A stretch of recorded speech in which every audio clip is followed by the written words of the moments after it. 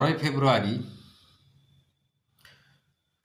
ঠাকুরগাঁয়ের নিজ বাসভবনে বিএনপির মহাসচিব মির্জা ফখরুল ইসলাম আলমগীর সাংবাদিকদের সামনে মতবিনিময়কালে বলেন যে গণভোট প্রচারণার দায়িত্ব বিএনপির নয়, গণভোট প্রচারণার দায়িত্ব সরকারের।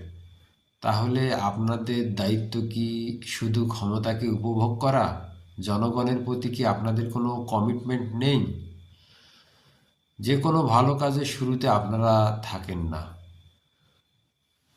উল্টো বিরোধিতা করেন, আবার যখন কাজটি সফল হচ্ছে দেখেন তখন ফটো সেশন করার জন্য দৌড়ে আসেন।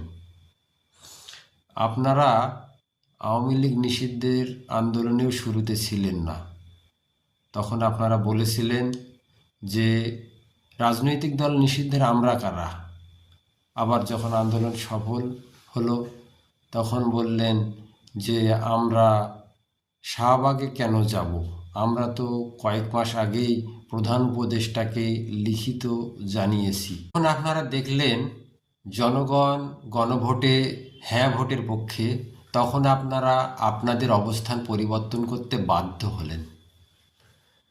গতকাল রাতে গণমাধ্যমে দেখলাম বিএনপির স্থায়ী কমিটির সদস্য নজরুল ইসলাম খান গণমাধ্যমকে বলছেন যে আমরা সবসময় সংস্কারের পক্ষে ছিলাম, আমরা গণভোটে হ্যাঁ ভোট দিব, এটাই আমাদের সিদ্ধান্ত।